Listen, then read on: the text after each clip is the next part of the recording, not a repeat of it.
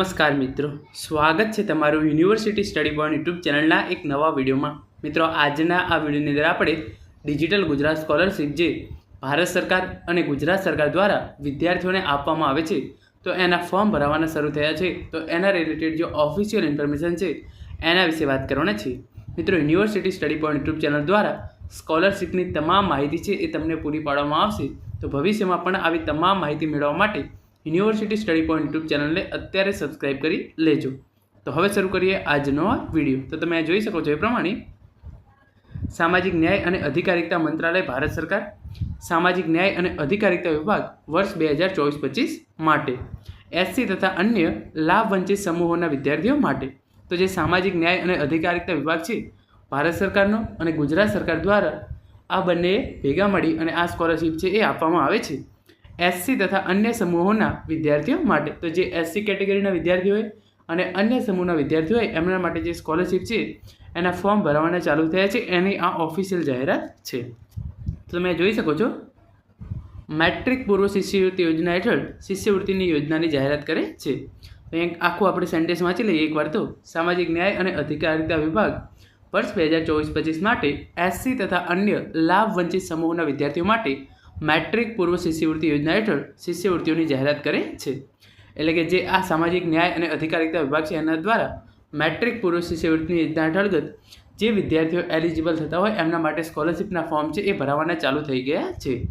તો એની અંદર પાત્રતા આપવામાં આવેલી છે। પહેલાં આપણે વિદ્યાર્થીઓ માટે એ જોઈ લઈએ। તો પહેલી છે પાત્રતા અનુસૂચિત જાતિ વર્ગના વિદ્યાર્થીઓ, એટલે કે જે વિદ્યાર્થીઓ અનુસૂચિત જાતિની અંદર આવતા હોય એવા વિદ્યાર્થીઓને આ સ્કોલરશિપ છે એ મળવા પાત્ર છે। માતા પિતા / વાલીની વાર્ષિક આવક ₹2.50 લાખથી વધુ હોવી જોઈએ નહીં। પહેલું, તમારી અનુસૂચિત જાતિ એટલે કે તમે એસસી કેટેગરીમાંથી આવતા હોય છે। બીજું, તમારી જે વાર્ષિક ઇન્કમ જે આવકના દાખલાની અંદર તમે દર્શાવો છો એ 2.5 લાખથી વધુ હોવી જોઈએ નહીં। પછી ઘટક 2 છે વિદ્યાર્થીઓના માતા પિતા વાલીઓ સફાઈ તથા સ્વાસ્થ્ય માટે જોખમી વ્યવસાય સાથે જોડાયેલ અને કોઈ આવક મર્યાદા નિર્ધારિત કરાઈ નથી। એટલે કે જો તમારી જે વિદ્યાર્થીઓ એના માતા પિતા સફાઈ તથા સ્વાસ્થ્ય રિલેટેડ કામની અંદર જોખમી વ્યવસાયની અંદર જોડાયેલા હોય તો તમારા માટે કોઈ પણ પ્રકારની આવક મર્યાદા છે એ નિર્ધારિત કરવામાં આવેલી નથી। એટલે કે તમારી આવક વધારે હોય તો પણ તમે આ યોજના અંતર્ગત અપ્લાય કરી શકો છો।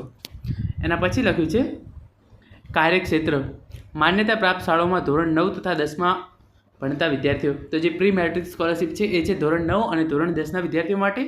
લાભાર્થીઓની પસંદગી રાજ્ય સરકાર / કેન્દ્ર શાસિત પ્રદેશ દ્વારા કરવામાં આવશે। એટલે કે આના માટે તમારે અપ્લાય ક્યાં કરવાનું છે? તો જે રાજ્યનું સ્કોલરશિપનું પોર્ટલ હોય તમારે એની અંદર જ અપ્લાય કરવાનું છે। તો આપણે ગુજરાત રાજ્યની અંદર કયું છે? Digital Gujarat portal. તો તમારે ડિજિટલ ગુજરાત સ્કોલરશિપ પોર્ટલ છે એની અંદર આ યોજના અંતર્ગત અપ્લાય કરવાનું છે। અને સર્વાધિક ગરીબ પરિવારોને પ્રાથમિકતા, તો જેની આવક સૌથી ઓછી હશે એટલે કે ગરીબ વિદ્યાર્થીઓને આ યોજના અંતર્ગત પ્રાથમિકતા આપવામાં આવે છે। અને આની અંદર ઘટક 2 કયું છે? માન્યતા પ્રાપ્ત શાળાઓમાં ધોરણ 1 થી 10માં અભ્યાસ કરતા વિદ્યાર્થીઓ। લાભાર્થીઓની પસંદગી રાજ્ય સરકાર / કેન્દ્ર શાસિત પ્રદેશ દ્વારા કરવામાં આવશે। અને સર્વાધિક ગરીબ પરિવારોને પ્રાથમિકતા, એટલે કે જે પ્રી મેટ્રિક સ્કોલરશિપ છે એની અંદર ધોરણ 1 થી 10ની અંદર અભ્યાસ કરતા તમામ વિદ્યાર્થીઓ છે એનો સમાવેશ કરવામાં આવે છે। આ તમામ વિદ્યાર્થીઓને જે ગણવેશ સહાય, સાયકલ સહાય અને જે પણ જરૂરી સહાય છે એ રાજ્ય સરકાર દ્વારા ચૂકવવામાં આવે છે। એના માટે તમે ડિજિટલ ગુજરાત પોર્ટલ પર અપ્લાય કરી શકો છો। હવે ત્રીજા નંબરની જે છે એ છે શિષ્યવૃત્તિ પ્રતિ વર્ષ ₹3500થી ₹7000નું શૈક્ષણિક ભથ્થું। એટલે કે તમને કેટલી સ્કોલરશિપ મળવા પાત્ર છે એ પણ અહીંયા દર્શાવી દેવામાં આવ્યું છે। તો તમને દર વર્ષે ₹3500થી ₹7000 જેટલી સ્કોલરશિપ જો તમે ધોરણ 9 અને 10ની અંદર અભ્યાસ કરતા હોય તો તમને મળવા પાત્ર છે। દિવ્યાંગ વિદ્યાર્થીઓને 10% વધારાનું ભથ્થું, એટલે કે જે વિદ્યાર્થીઓ શારીરિક રીતે દિવ્યાંગ હોય એમને 10%નું વધારાનું ભથ્થું છે એ રાજ્ય સરકાર અને કેન્દ્ર સરકાર દ્વારા આપવામાં આવે છે આ યોજના અંતર્ગત। જો તમે ધોરણ 1 થી 10ની અંદર અભ્યાસ કરતા હોય તો તમને કેટલી સ્કોલરશિપ મળવા પાત્ર છે? પ્રતિ વર્ષ ₹3500થી ₹8000નું શૈક્ષણિક ભથ્થું, એટલે કે તમને ₹3500થી ₹8000 સુધીની સ્કોલરશિપ છે એ મળવા પાત્ર છે। દિવ્યાંગ વિદ્યાર્થીઓ અને શારીરિક રીતે દિવ્યાંગ વિદ્યાર્થીઓ માટે 10% વધારાનું ભથ્થું છે એ આપવામાં આવે છે। આ ઘટક 2ના વિદ્યાર્થીઓ માટેની ઇન્ફોર્મેશન છે એ આપણે અહીંયા જોઈ લીધી છે। એમને ₹3500થી ₹8000 સુધીની સ્કોલરશિપ છે એ મળવા પાત્ર છે। હવે આપણે આની અંદર જોઈએ કે તમારે અપ્લાય કઈ રીતે કરવાનું રહેશે। તો વિદ્યાર્થીઓએ તેમના સંબંધિત રાજ્ય શિષ્યવૃત્તિ પોર્ટલ પર આવેદન કરવાનું રહેશે। એટલે કે આ યોજનાનો લાભ મેળવવા માટે તમારું રાજ્યનું જે શિષ્યવૃત્તિનું પોર્ટલ હોય એના થ્રુ તમારે અપ્લાય કરવાનું રહેશે। તો ડિજિટલ ગુજરાત સ્કોલરશિપનું જે પોર્ટલ છે એના પરથી તમે આ ફોર્મ છે એ ભરી શકો છો. જલ્દીથી અરજી કરો. અરજીના ફોર્મ છે એ ભરાવાના ચાલુ થઈ ગયા છે અને તમારે જલ્દીથી જલ્દી આની અંદર અપ્લાય છે એ કરવાનું ચાલુ કરી દેવું જોઈએ. પછી અહીંયા શું લખ્યું છે, વિદ્યાર્થીઓ પાસે માન્ય ચાલુ મોબાઈલ નંબર, આધાર નંબર, આધાર કાર્ડ સાથે જોડાય બેંક ખાતું, આવકનું પ્રમાણપત્ર અને જાતિનું પ્રમાણપત્ર હોવું જોઈએ. કયા કયા ડોક્યુમેન્ટની જરૂર પડશે એ પણ તમને ઇન્ફોર્મેશન છે એ અહીંયા આપી દેવામાં આવી છે. મોબાઈલ નંબર હોવો જોઈએ, આધાર કાર્ડ નંબર હોવો જોઈએ, આધાર કાર્ડ સાથે જોડાયેલ બેંક ખાતું, આવકનું પ્રમાણપત્ર અને જાતિનું પ્રમાણપત્ર હોવું જરૂરી છે. યોજનાની માર્ગદર્શિકા તથા વિસ્તૃતતા યોગ્યતા માનદંડ નીચે આપેલી લિંક પર ઉપલબ્ધ છે. તો આ લિંક છે એ હું તમને નીચે ડિસ્ક્રિપ્શન બોક્સની અંદર આપી દઈશ.